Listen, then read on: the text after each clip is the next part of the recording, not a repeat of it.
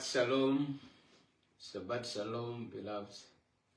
I want to welcome you today, this Shabbat day. What date is it today? It's the 17th of May. Yeah, it's a beautiful Sabbath. It's sunny, it's warm, and we are just feeling upbeat about the times that we are in. Like I said, our main study on this prophet study is going to be Daniel chapter 11 verse 40 to Daniel chapter 12 verse 18. That is the prophecy of our time. But before we get into that prophecy, to tackle it and see where we are in the stream of time, I would like to do a foundational study that builds up to our time. And we started with the scattering of Yashra. Because you see, prophecy is always revolving around Yahweh's people. We looked at the events that led to Yashra being cast out because of disobedience, because of worshipping other deities, because of changing the times of Yahweh.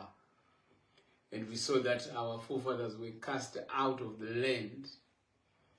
And you will notice that from the time that they are cast out of the land, it now becomes the times for the Gentiles. You see, the scriptures give us clearly that there is a time of the Gentiles in the plan of salvation. And we are going to see how the Gentiles who were preached the truth by our forefathers, how they acted, how they believed, how they worshipped, up to the fullness of their time. Then there comes the full restoration. That we are going to cover all that as we go on. But I just want to lay a foundation for the coming up of kingdoms as they are given in the book of Daniel. So the first, right, but before I go to the first kingdoms, or the first outline, the first prophetic outline, I want us to understand the fact that Gentiles are also included in the plan of salvation. And it is unscriptural to deny that Gentiles will be grafted into the kingdom of Yahweh.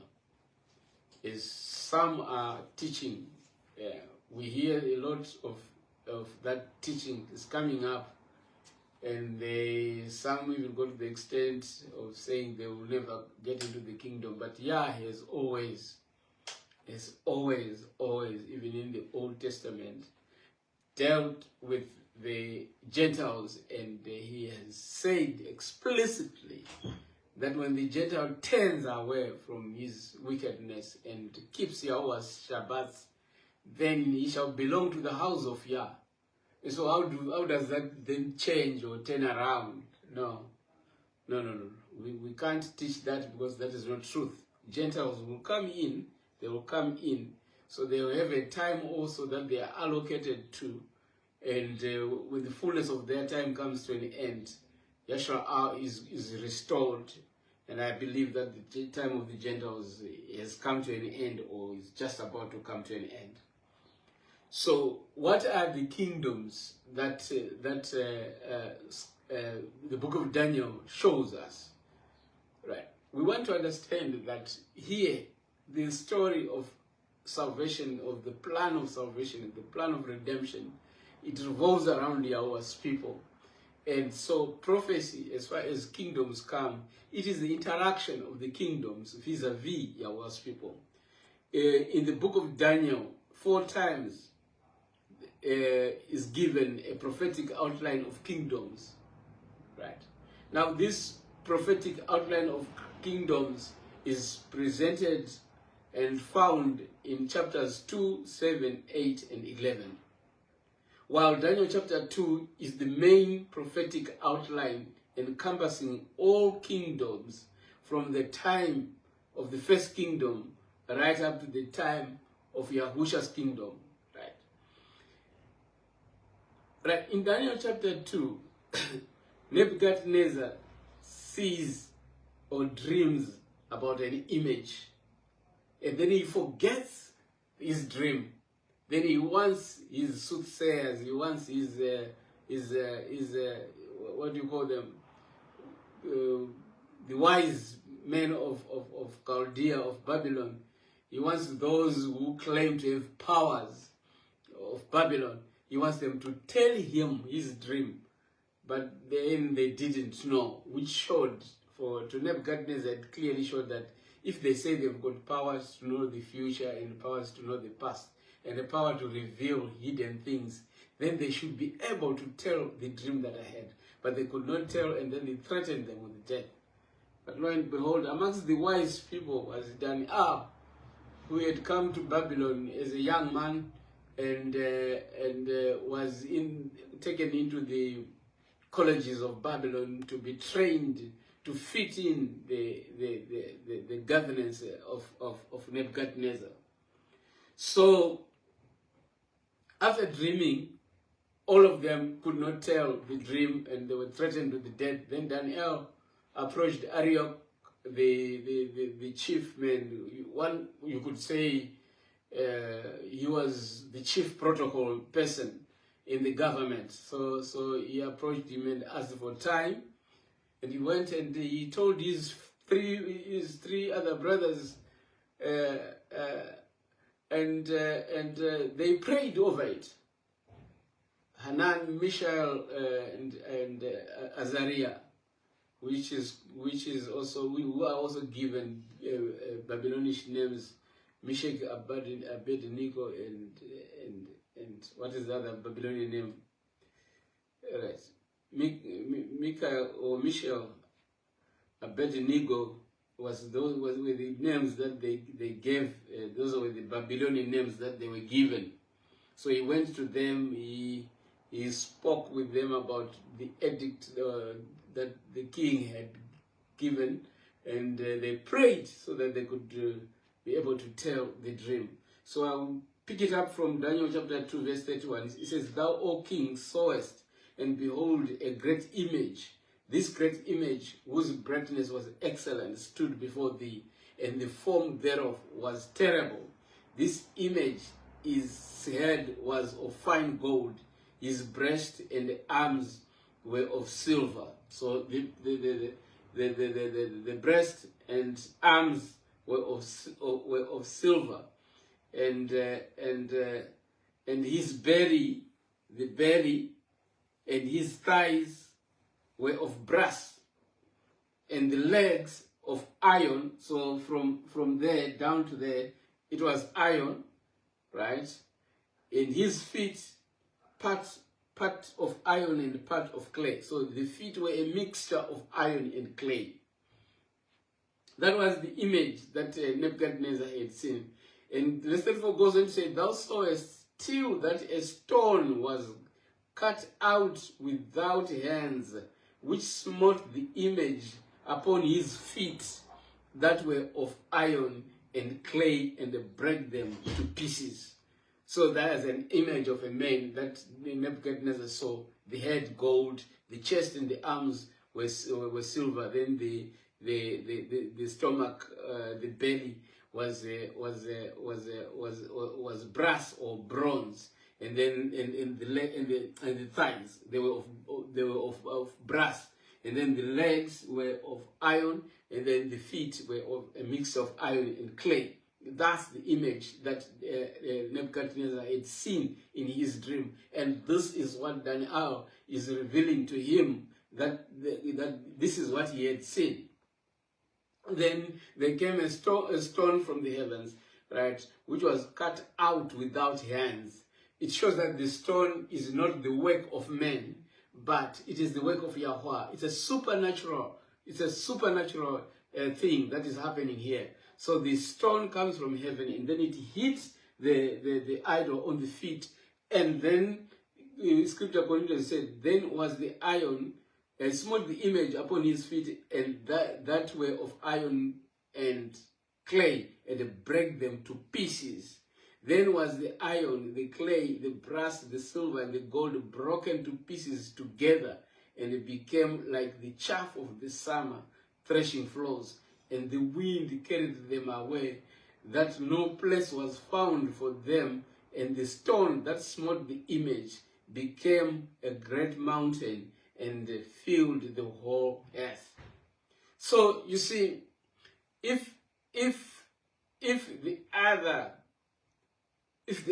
that were there before the stone became a mountain, obviously these were kingdoms, right? So this one that is filling up the earth, right, which comes as a result of the stone growing, must be a kingdom, but it must be a heavenly kingdom, right? Right.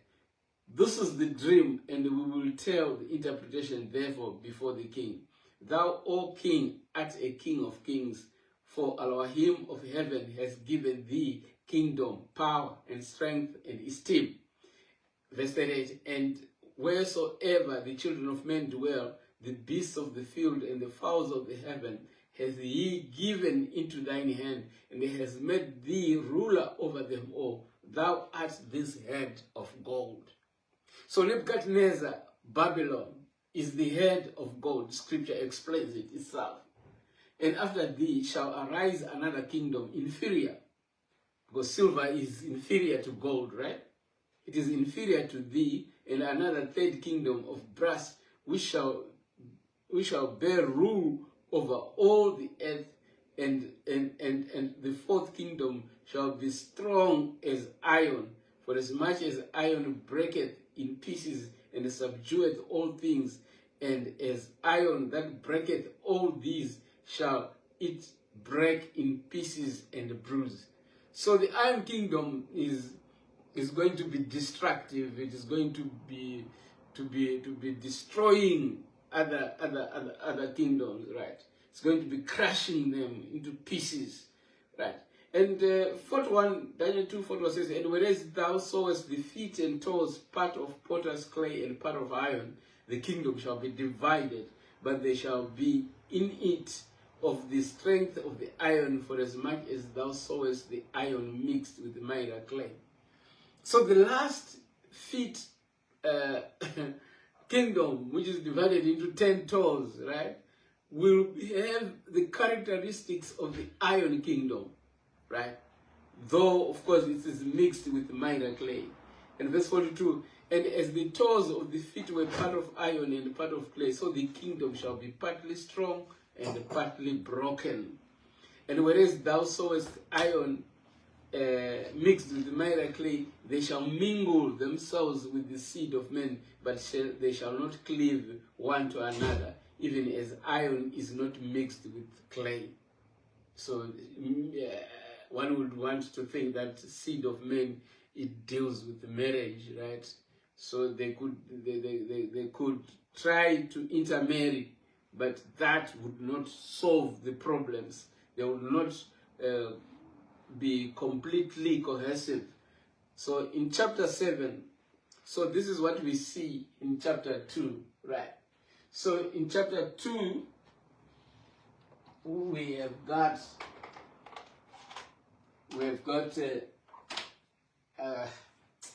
I've got an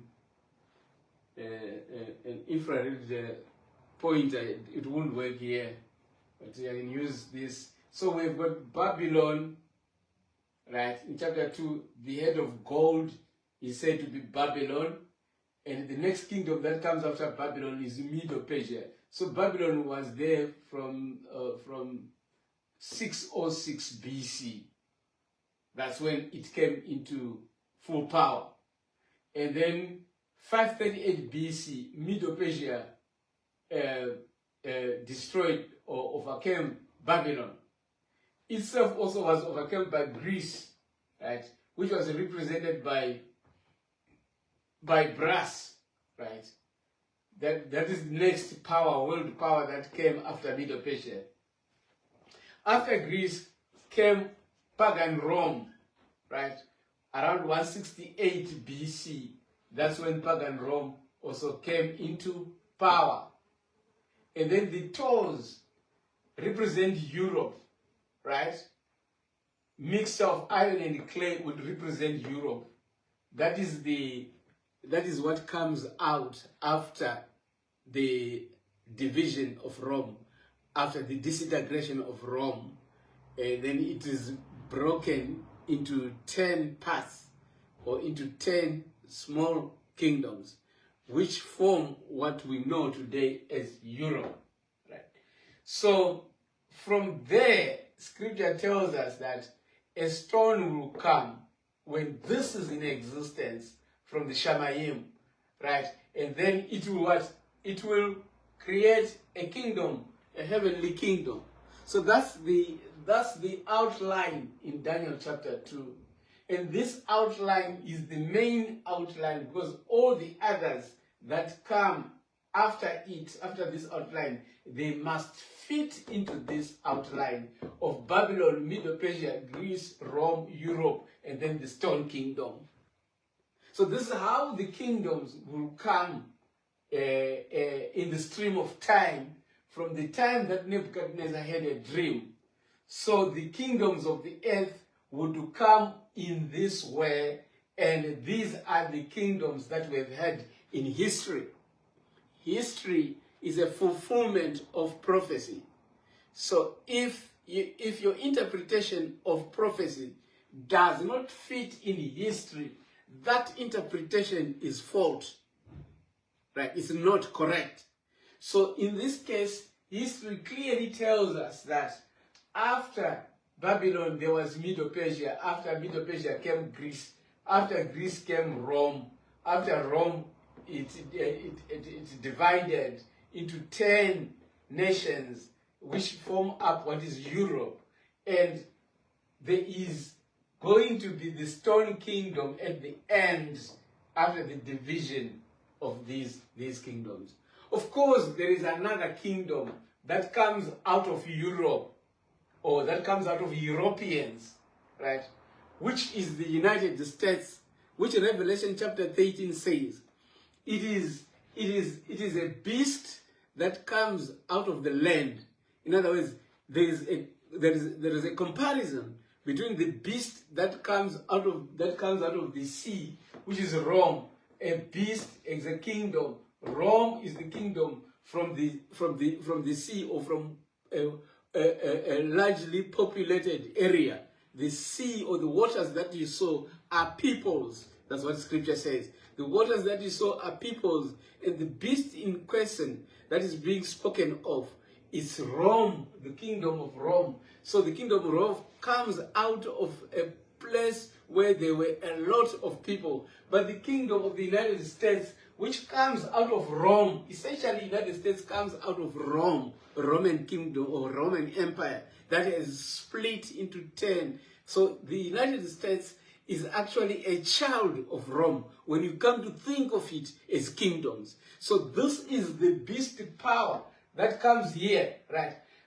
The reason why probably it's not mentioned here in Daniel chapter 2, it's also because it is part of Europe, as it is part of the Roman kingdom. So that is the kingdom that is in between Europe and the Stone Kingdom. That's the United States. And this kingdom, the United States, as we have seen, right, it does the bidding of this kingdom, Rome. So in other words, the United States is part and parcel of Rome in reality.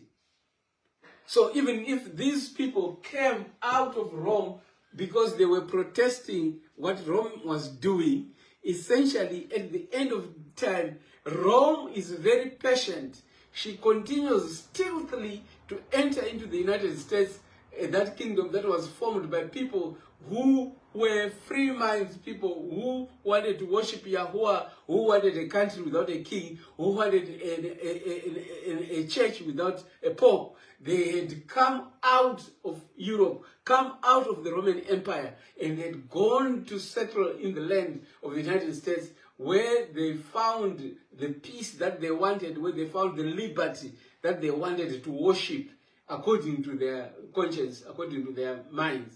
But again, we see that Rome continues to stealthily come into that kingdom, so that it infiltrates the kingdom and takes over that kingdom. And now it's quite clear, in this time of Trump, it's very, very clear that Rome has taken over the United States of America. The narrative in Babylon chapter 7, it covers the same ground and the same time span as chapter 2, as you can see, right? Same ground, same time span, right? But there is a new kingdom that comes out of Europe, Papa Rome, right? Because here we ended with Europe, right? But we are going to end up with Papa Rome. So you can see, just as I have been mentioning, out of Rome comes Europe, and out of Europe comes Papa Rome. And out of Europe also comes the United States of America.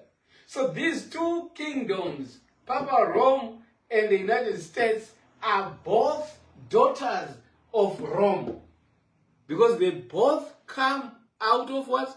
Out of Rome. So the United States as a kingdom, yeah, and the Papa Rome as a kingdom, both come out of pagan Rome as the kingdom of pagan Rome. So do you see the similarities? I want us to observe these things, because that will help us to interpret correctly the next coming prophecies.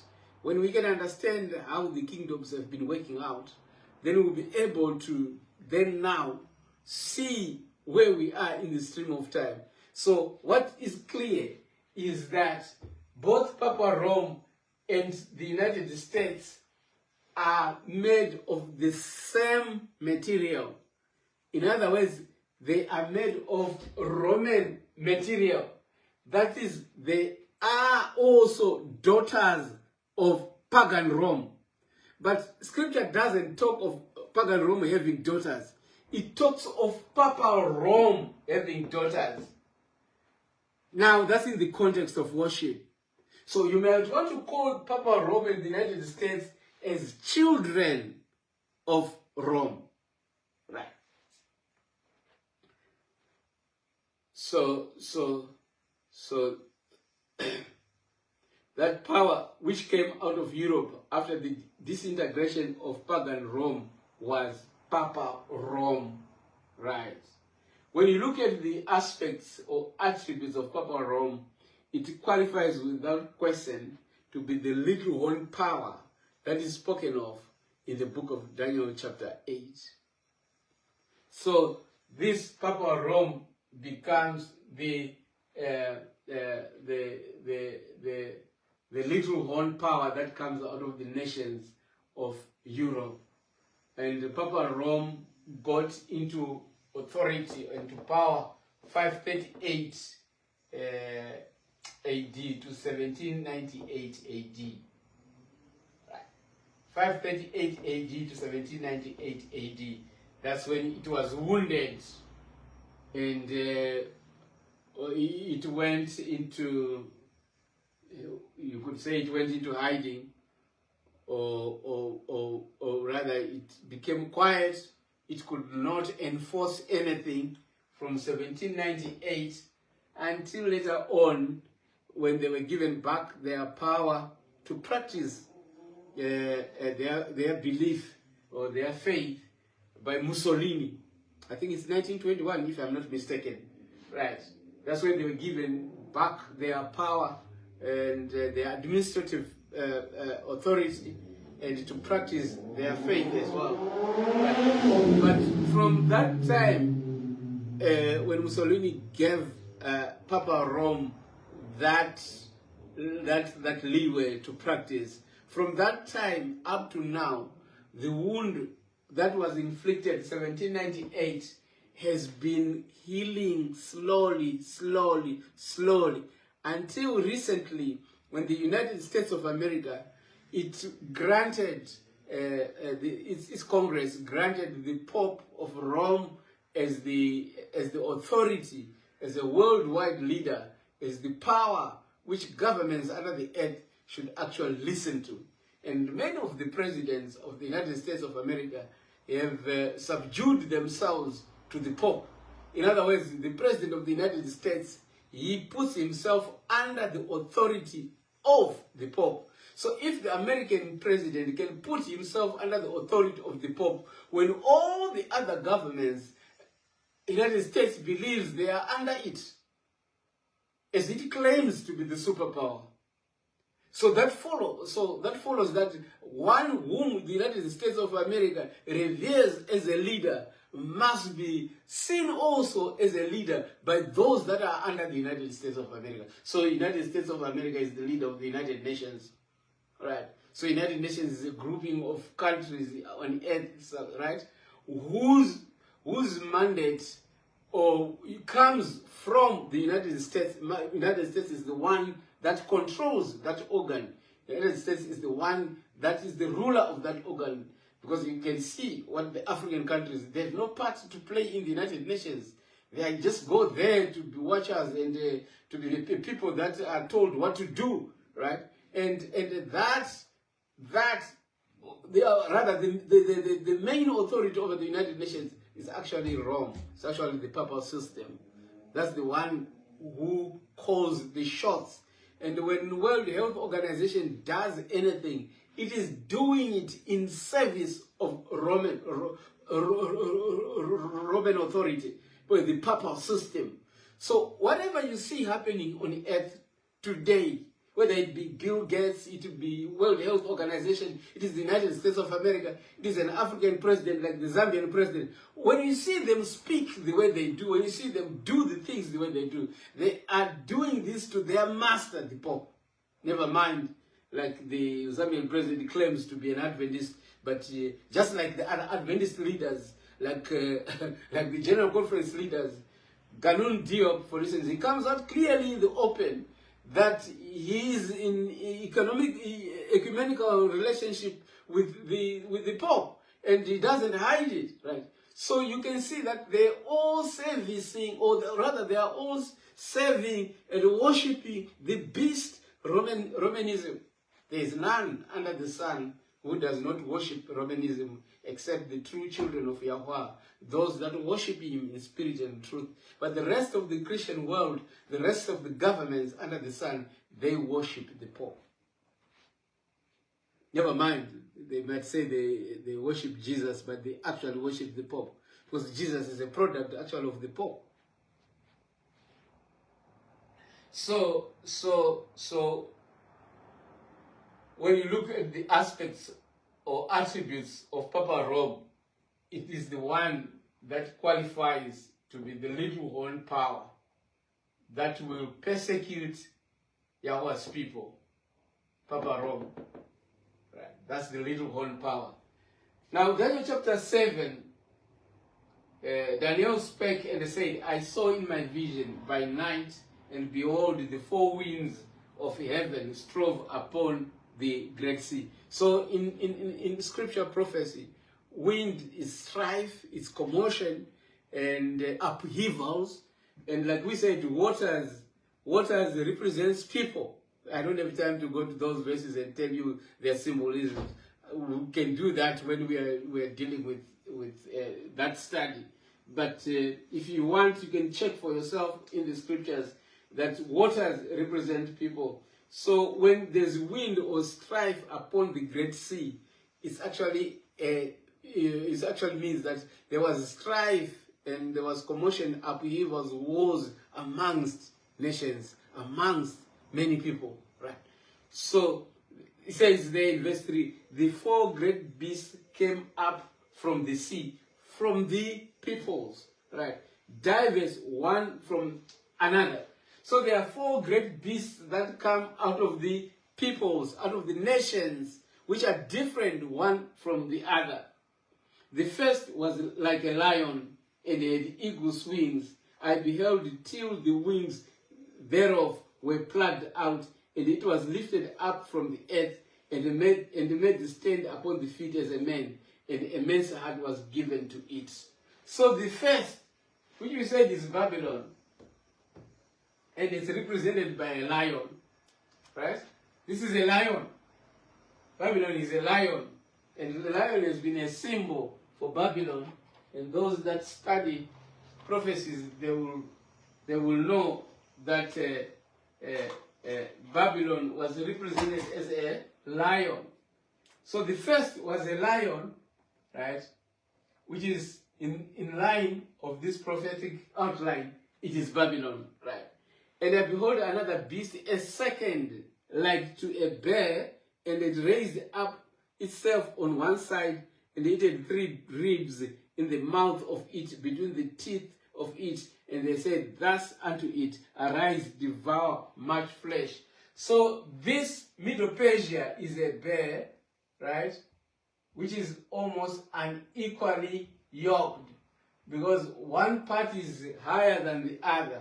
So the Medes and the Persians came together and they formed an alliance, and then they had this kingdom which came after Babylon. Middle Persia is the one that comes after Babylon. One aspect of it is that it had 3 ribs in the mouth of it, between the teeth, and it thus said unto it, arise, devour much flesh. So this kingdom is going to kill a lot of people, right? It's going to kill a lot of people. The Medes and the Persians, they come up and they destroy, they kill, they massacre. Then after this I beheld, and lo, another like a leopard. So the one that comes after Middle Persia is Greece. That is represented by a leopard, Leo. Huh? Leo, leopard. You know, when you go to Revelation chapter 13, it speaks of Papa Rome as looking like a leopard, right? So it is also Babylon. Papa Rome has got aspects of all these, right? It has got all the aspects. It's like a lion, it's like a bear, it's like a leopard, right? And it's amazing that we have got a pope called Leo. A pope called Leo, who has got aspects of a leopard, who has got aspects of a lion, right? Right, lion represents Babylon. Lion represents and it represents. It's an aspect also found in Papa Rome. So Papa Rome is both a lion and a leopard. It can't change its colors. Remember, Papa Rome has got aspects of a lion and a leopard, and the current pope is Leo, right? Very interesting there, those parallels. After this I beheld, and lo, another like a leopard, which had upon the back of it 4 wings of a fowl. The beast had also 4 heads, and the dominion was given to it. So we know that Greece also divided into 4 parts, right? When Alexander the Great died. Those are the aspects that are being brought to view here. Verse 7, after this I saw in the night visions, and behold, a 4th beast, dreadful and terrible and strong exceedingly, and it had great iron teeth. It devoured and brake in pieces and stampeded the residue with the feet of it. It was diverse from all the beasts that were before it. It had 10 horns. Right. Listen to this. I want you to read about the 4th beast in Daniel chapter 2. It says, and the 4th kingdom shall be as strong as iron, for as much as iron breaketh in pieces and subdues all things, and as iron that breaketh all these, shall it break in pieces and bruise. Did you hear that? And when you come to chapter 7, speaking about the fourth kingdoms, it talks about exactly the same things, right? And after this I saw in the night visions, behold, a fourth beast, dreadful and terrible, and strong, iron, that is iron, exceedingly. And it had great iron teeth, right? Iron again. It devoured and brake in pieces, and it stampeded the residue with the feet of it. And it was diverse from all the beasts that were before it, and it had 10 horns. So the fourth is Rome, right? The fourth is Rome. This is an undescribable beast. You can't describe it, right? The way it is, you cannot give it any symbolism, right? It's a dreadful beast, and it is strong, and this beast is different. It's diverse. It's different from all the other beasts, right? You can't slot it into any sort of description. It's different, and this beast has got 10 horns. In other words, it is further divided into 10 horns, which is Europe, right? Europe becomes the division of this beast. So in Daniel chapter 7, we are told the divisions into 10, as we are told also divisions here to feet that have got 10 toes. Here it becomes explicit. The feet here, scripture says 10 horns, right? 10 toes, 10 horns here, right? I considered the horns. So there are 10 horns that come out, right? And behold, they came up among them another little horn, before whom there were 3 of the first horns, plucked up by the roots, and behold, in this horn were eyes like the eyes of a man, and a mouth speaking great things. So there were 10 horns, right? There were 10 horns, and out of those 10 horns, 3 of them, right? Three of them were subdued, and then out of the place where the 3 came the little horn power. Right? Let's just look and see what were these 3 that were subdued by Rome. I will refer to this book written by Marian Berry. She has written this prophecy in a very, very clear way than many of the expositors have. Marian Berry has taught me this prophecy, and I understood this prophecy much clearer than what I've ever learned about this prophetic outline. So she says here, the 3 kingdoms that were subdued by the little horn were Ostrogoths, that is 377, the Vandals that came up 407, and the Herulis. So on the place where the Ostrogoths and the Vandals were, and the Herulis were, that is the space that was occupied by this little horn power. Now, right, these 10 kingdoms were actually given according to the timelines that they had. The 10 were the Huns, they came 356, then the Ostrogoths 377, then the Visigoths came 378, then the Franks, who are the French people, came 407, the Vandals 407, the Sueves 407, who are the Portuguese, the Burgundians also came up, and that makes them to be 10 kingdoms, that were the kingdoms of Europe. And out of those 3, the Herulis, the Vandals, and the Ostrogoths came out the little horn power. Right. Now, Daniel chapter 7, where was I now? Right. And I saw in the night vision, and oh no, that's not where I was. And after this I saw in the night visions, and behold, a fourth beast, dreadful and terrible and strong and exceedingly, and it had great horns. Right. That's the beast that came. Right. There's the divisions of Rome. It devoured and broke in pieces and stampeded the residue with the feet of it, and it was diverse. Right. It was diverse. In other words, it was different from all the beasts that were before it. It had 10 horns. So the difference between this beast that comes, right, which is different from all the others, is that it is both a religio-political kingdom. Right. It is both a religio-political what? Kingdom.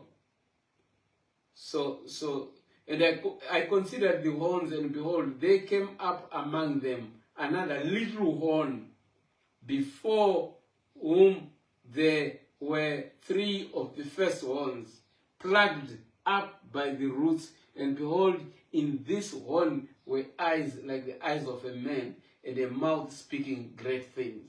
So, from the space that was occupied by the Herulis, the Visigoths and the Vandals, came Papa Rome. Papa Rome is said to have, this kingdom had eyes like the eyes of a man. The little horn power had eyes like the eyes of a man, right? What do eyes denote, right? And a mouth is speaking great things. What is speaking great things?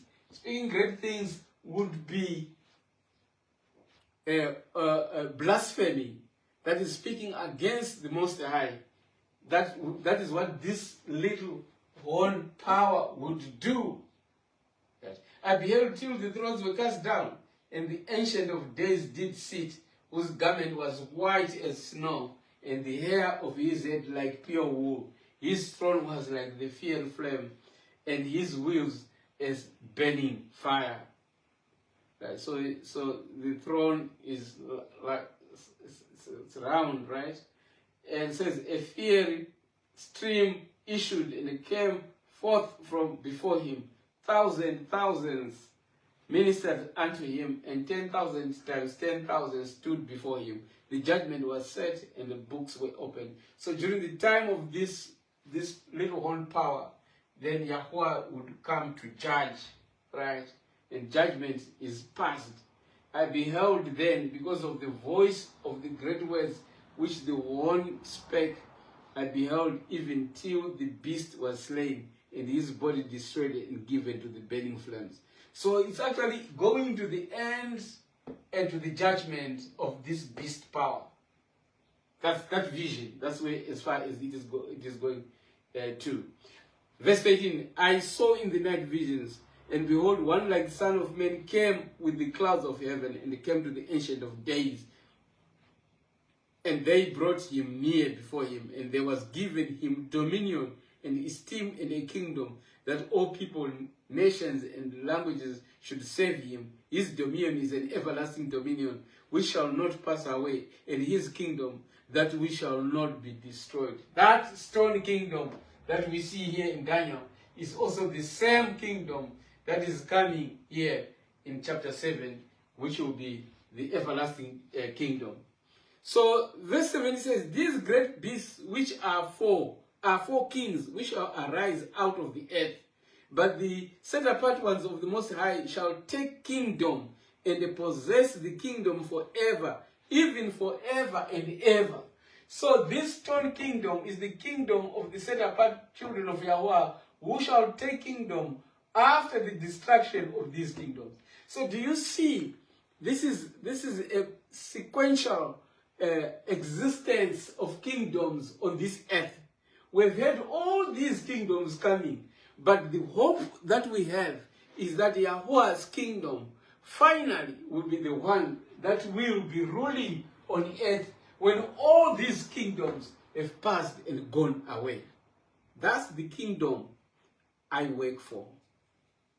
That's the kingdom of my Father. That's the kingdom I'm hope for. That's the kingdom that keeps me ticking.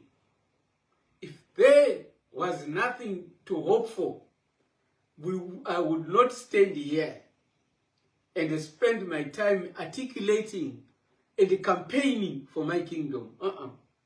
But because Yah has planted in me this hope that I have a place, I have a home in his kingdom, that I will occupy a home, a place, a land in this kingdom in which there is no sickness, in which there is no death, a land, a home, a place in this kingdom that he is making for us, in which there is no hunger, in which there is no growing old. Beloved, growing old is not for sissies. Ask me. I'm getting there. Getting old is a curse when it comes to your physical well-being. Because as you get older and older, the flesh becomes weaker and weaker, and the diseases start coming into the flesh, right? That's why I always warn youngsters that they must look after themselves when they are still young. You must be careful what you eat. You must be careful how you conduct your life when you are still young. Because if you do obey Yahweh's laws of health and live according to his instructions of health, if you obey and take good care of yourself in your prime years, I'm telling you, you are depositing a good old age future for yourself. You are banking a good old future for yourself. Sicknesses are likely not to affect you as much as they would those who were careless about their well-being, about their health when they were young. Growing old is not for sissies. I'm telling you, whenever you try to stand up, there is a shrieking sound that comes from the mouth, because the bones cannot carry you smoothly without pain as they used to. So, but if you had looked after yourself, at my age, you can still jog 10 kilometers. You can still do a lot of work, climbing up mountains and all that. You can only do that because you have looked after yourself. So that's the kingdom that I'm looking forward to. The kingdom of my Father, in which there is no growing old, in which there is no sickness, in which there is no want, in which there is no hatred, in which there is no death, in which there is no abuse, in which kingdom there is no lawlessness and sin. All those are destroyed completely when these kingdoms are being destroyed, and our kingdom will be coming. Right. So verse 70 says, these great beasts which are four kings, which shall arise out of the earth, but the set apart ones of the Most High shall take the kingdom and possess the kingdom forever, even forever and ever. Then I would understand, I would know the truth of the fourth kingdom. This was diverse from all the others, exceeding dreadful, whose teeth were of iron, and his nails of brass, which devoured, breaking pieces, and stamped the residue with his feet. And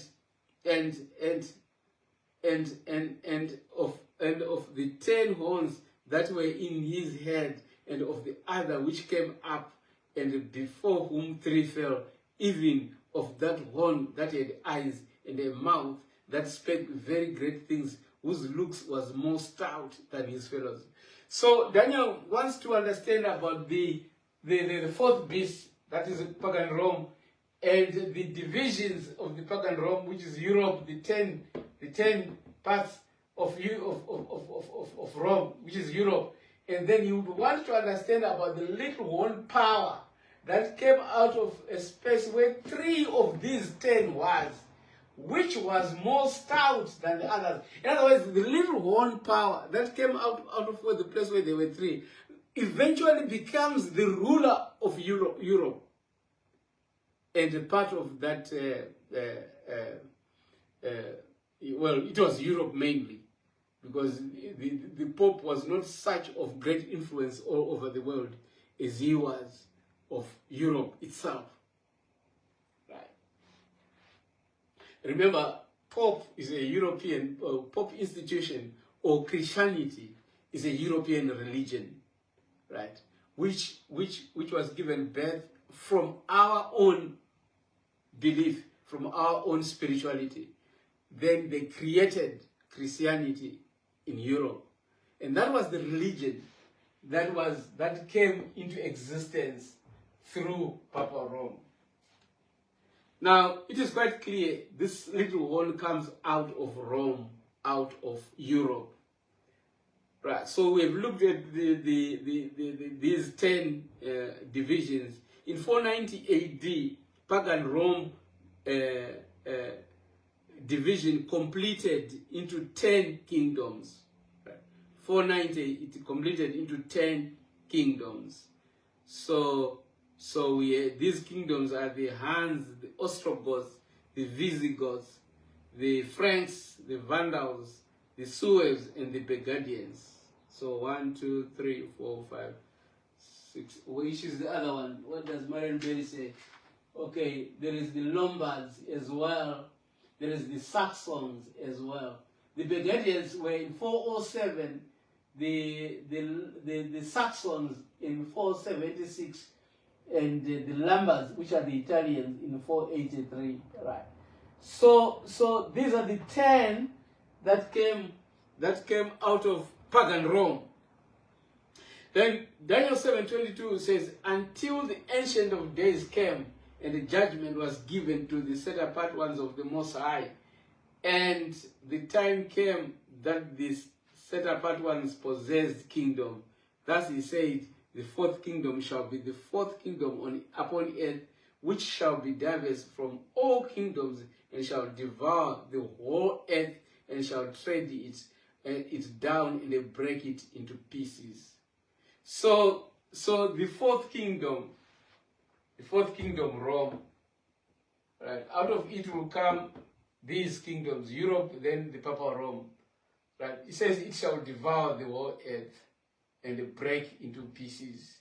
And the 10 horns out of this kingdom are 10 kings that shall arise, and another shall rise after them, and he shall be diverse from the first, and he shall subdue 3 kings, and he shall speak great words against the Most High, and shall weigh out the set apart ones of the Most High, and they think to change times and laws, and they shall be given into his hand until a time and the times and the dividing of time.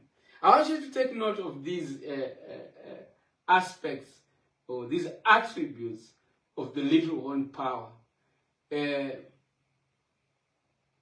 Daniel chapter 7 verse 20, it spoke of say there's got whose look was more stout than the others, and it was also a persecuting.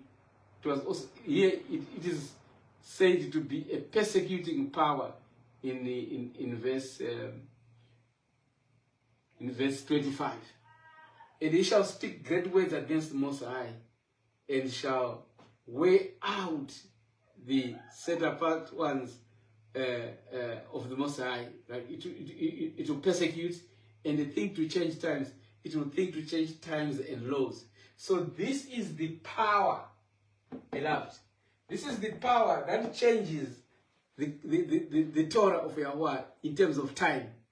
This is the power that changes the times of worship of Yahweh. It changes the 7th-day Sabbath from the 7th day to the first day of the week.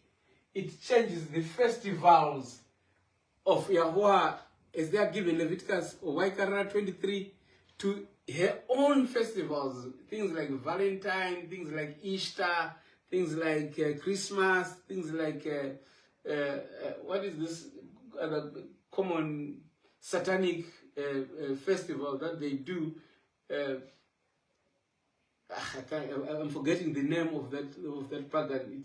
It will be coming towards the end of the year, right? It's not Christmas. It comes before Christmas, where they use pumpkins and do all sorts of funny things. That all these pagan festivals are the ones that Rome actually, she actually prefers and encourages these pagan festivals at the expense of Yahuwah's Moedim. So this is the power that changes times and laws, and they shall be given unto his hand until a times, and the dividing of time. Remember, when we come to Daniel chapter 12, we have got a similar timeline. But in this case, this timeline is couched in symbolism. So it is going to be converted also into day-year principle, right? When you say times and dividing of time, that is 3.5 years, that is 42 months, that is 1,260 days.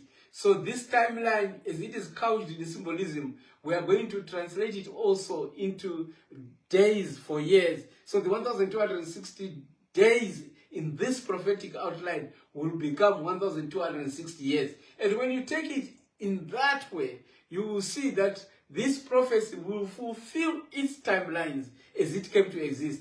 That's the surest way of seeing that your interpretation is correct. Because when you convert the times into days, years principle, it fits exactly the time that this system persecuted.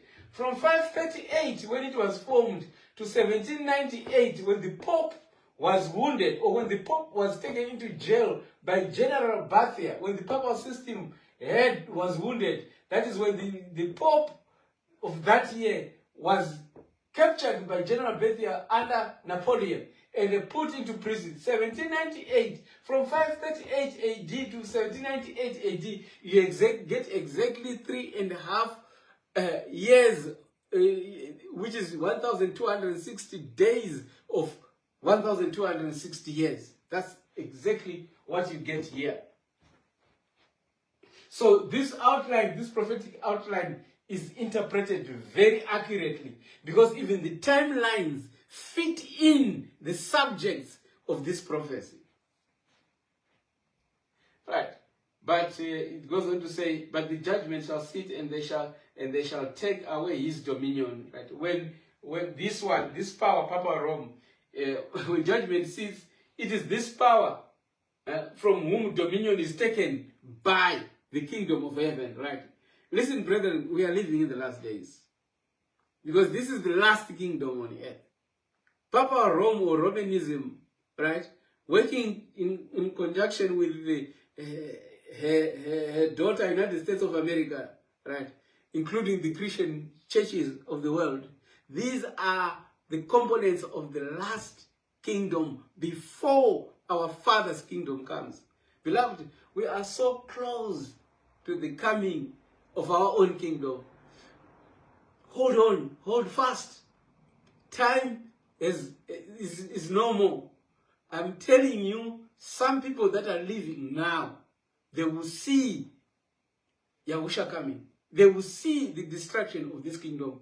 Because the pace at which United States and Rome are going to fulfill prophecy is amazingly rapid. The events are unrolling so fast. And I'm telling you, by the time we do the timelines of Daniel chapter 12, you will clearly see that the end is even at the door.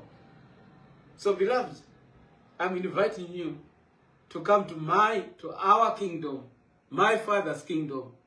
In this kingdom, we are told we are the victors. There is no two ways about it. We are the conquerors at the end. The devil may persecute us now and do all sorts of things right now, but the prophecy says the end is that our kingdom is the one that vanquishes all these kingdoms.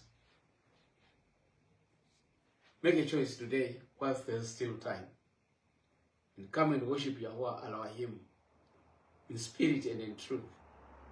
That's the only thing that qualifies you to be a member of this kingdom. When you obey Yah and live according to his instructions, then you are going to be fit to dwell in my Father's kingdom. Because in that kingdom, there's no sin. In that kingdom, there is no rottenness. In that kingdom, there is no rebellion. In that kingdom, there is no death. In that kingdom, there is no stubbornness. In that kingdom, there is love, peace, justice, mercy. That is the kingdom I'm inviting you to. And you can't enter into that kingdom before you live the life of the kingdom here on this earth. So kingdom life is what we are preaching. Kingdom life is what we are advocating for. Kingdom life is what we must live whilst we are still here. For we are a spectacle of Yahweh's creation. When they see us living the life of our Father, living the life of our Messiah here on this earth, which Satan claims to be his, when we live that life under these conditions, yes, they will marvel.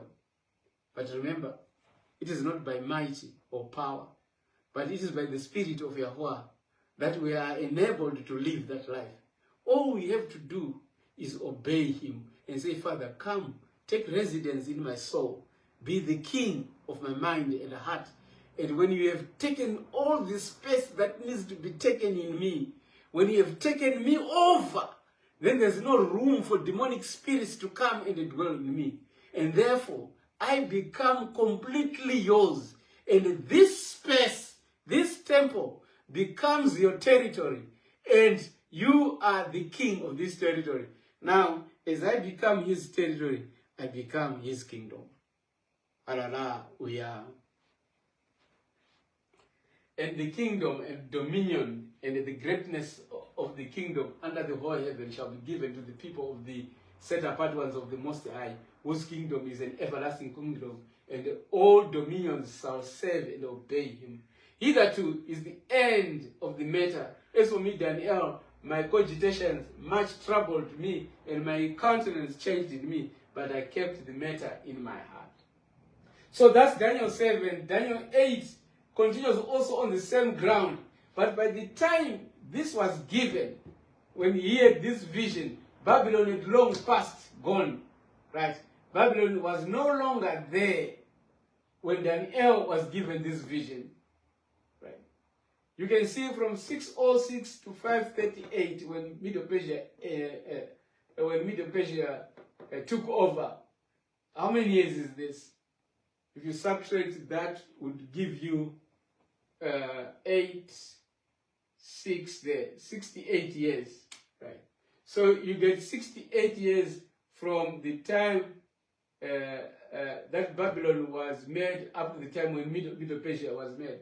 So that time, right, that time, then Daniel had this vision in Daniel chapter 8. It's also quite a long one. But I don't think I can read it for you. It will become too long for you to get through. We don't want much out of this. But what I want us to understand, to get, is that there is Medo-Persia, there is Greece, there is Rome. And obviously, of course, we have seen Papa Rome there. Maybe I should just fetch for verses that pertain to that.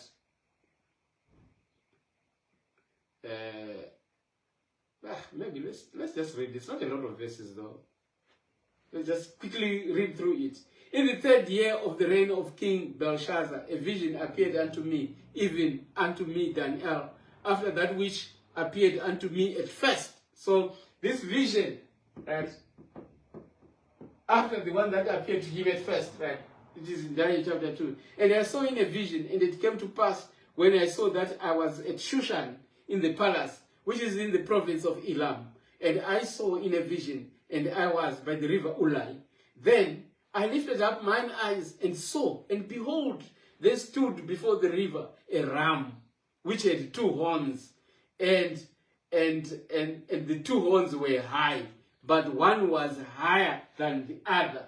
So let's just do this here. There is a ram here. I hope you will see this, right? It has 2 horns. One horn is bigger than the other.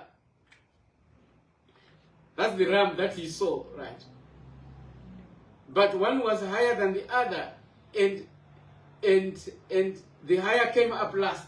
So we said here, in chapter 7, with the bear, right, which had one side higher than the other, right, showing an unequalness in the measure of Media and Persia together.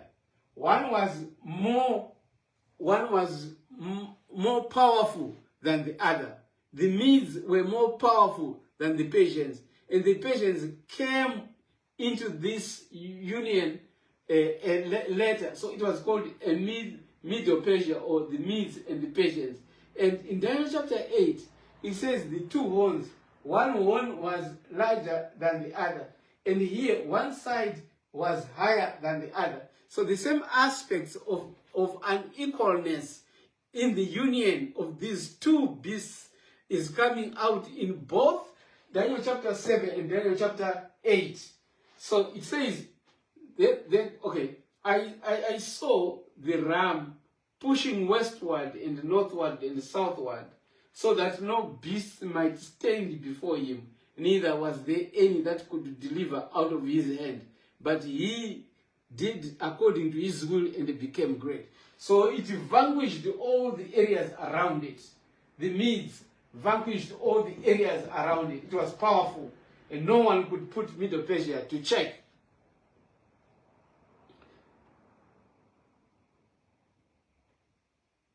Right, verse 5. And I was, verse 5 says, and I was considering, behold, and he goat came from the west.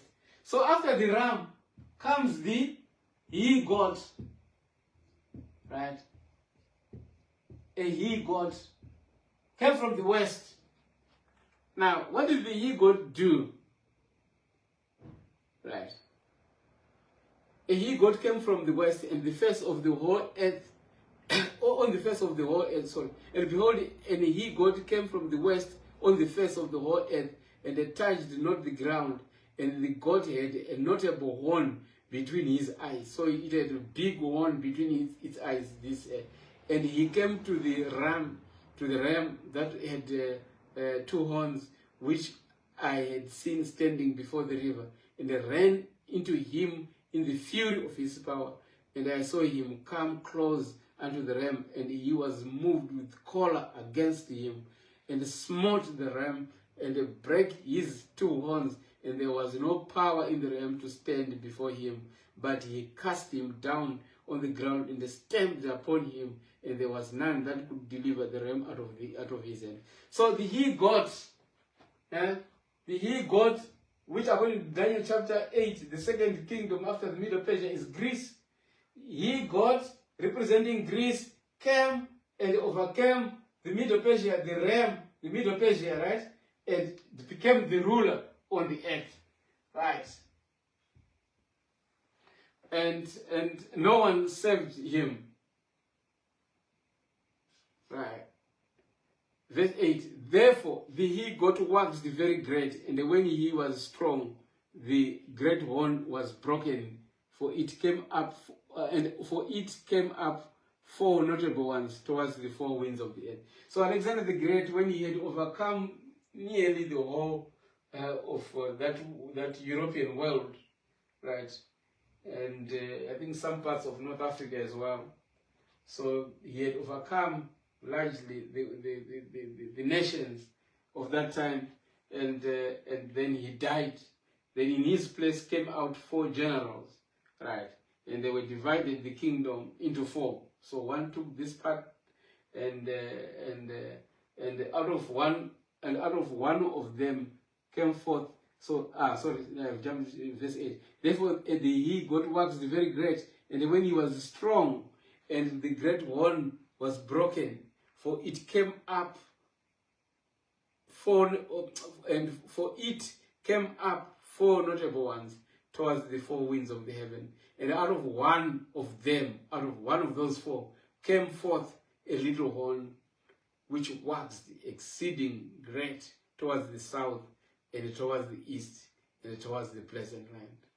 So the little horn that waxed, right, we're going to look at that in Daniel chapter 11. And it waxed great even to the host of heaven, and it cast down some of the host of the stars to the ground, and stamped upon them. This cannot be none other than Papa Rome, the little horn that comes out of Europe. Right. Yea, he magnified himself even to the prince of the host, and by him the daily was taken away, and the place of his sanctuary was cast down. And a host was given him against the daily by reason of transgression, and it cast down the truth to the ground, and it practiced and prospered. Then I heard the set-apart one speaking, and another set-apart one said unto that certain set-apart one which spake, how long shall the vision concerning the daily and the transgression of desolation to give both the sanctuary and the host to be trodden underfoot? And he said unto me, unto 2,300 days, then shall the sanctuary be cleansed. And it came to pass, when I, even I, Daniel, had seen the vision, and sought for the meaning, then behold, there stood before me as the appearance of a man, and I heard a man's voice between the banks of Ulai, which called and said, Gabriel, make this man understand the vision. So he came near where I stood, and when he came, I was afraid, and fell upon my face. But he said unto me, understand, O son of man, for at the time of the end shall be the vision. Now as he was speaking with me, I was in a deep sleep on my face towards the ground. But he touched me and set me upright. And he said, behold, I will make thee know what shall be in the last end of the indignation. For at the time appointed, the end shall come. The ram which thou sawest having two horns are the kings of Media and Persia. So scripture identifies itself. So this is Middle Persia. That's the ram. Right? That's the ram. Right? And the rough goat is the king of Greece. That's the goat. Scripture is explaining itself. Right? And the great one that is between his eyes is his first king, Alexander the Great. Now that being broken, whereas four stood up for it, four kingdoms shall stand up out of the nation, but not in his power. They will be less powerful. They will be less powerful. These four will be less powerful. And in the later time of their kingdom, when the transgressors are come to the full, a king of fierce countenance and understanding dark sentences shall stand up. Right. So after this one comes Rome. He understands dark sentences. I think that deals with paganism, mysticism, and all those things. And his power shall be mighty, but not by his own power. So who is empowering him? Obviously the devil there. And he shall destroy wonderfully, and shall prosper in the practice, and shall destroy the mighty and the set apart people. And through his policy also he shall cause craft to prosper in his hand, and he shall magnify himself in his heart, and by peace shall destroy many. He shall also, so he uses peace to destroy others. He shall also stand up against the prince of princes. But he shall be broken without hand. And the division of the evening and the morning which was told is true. Wherefore shut up the vision, for it shall be for many days. Right? And I Daniel fainted and was sick certain days. Afterwards I rose and put the king's business, and did the king's business. And I was astonished at the vision, but none understood it. So, beloved, those are the three narratives. Daniel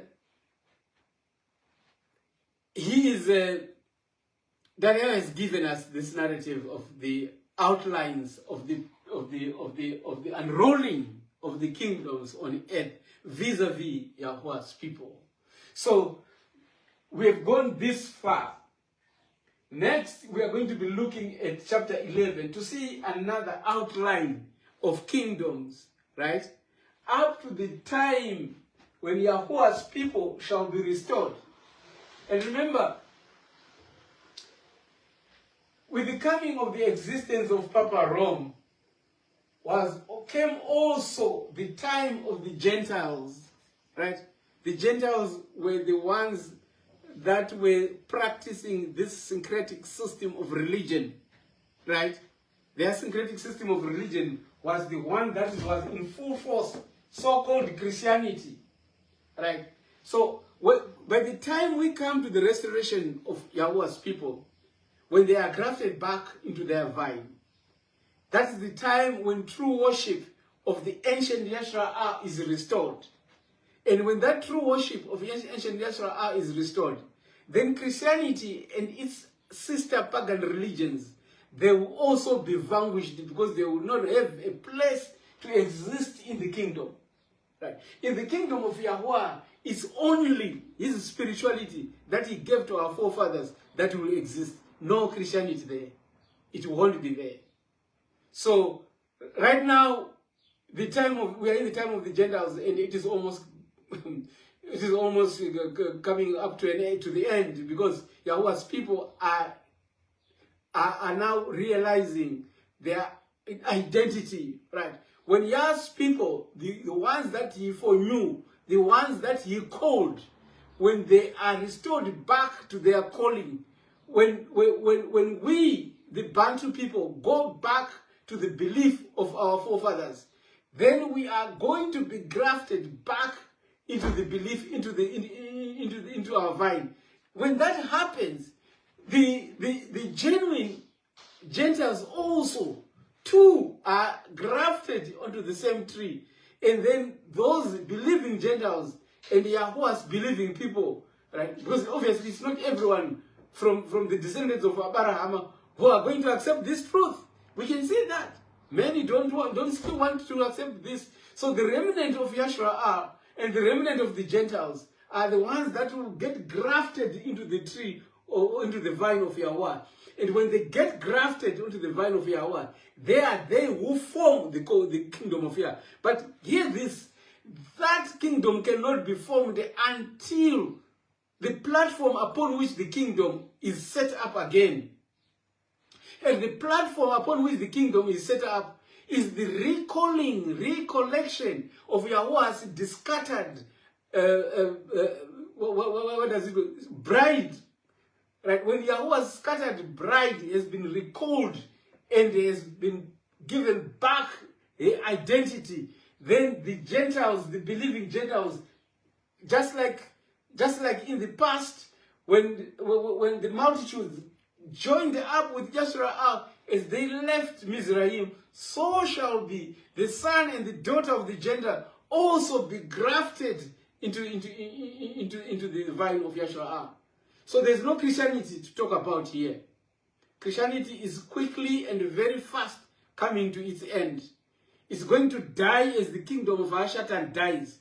And Yahweh is going to reset his kingdom on this earth. And Yahweh's people are going to rule on this earth. Come again and let's look at Daniel chapter 11, leading up to Daniel chapter 12. I think this will be the last one before we tackle Daniel chapter 12. I'm very excited about coming to Daniel chapter 12, because Daniel chapter 12 is the prophecy of our time.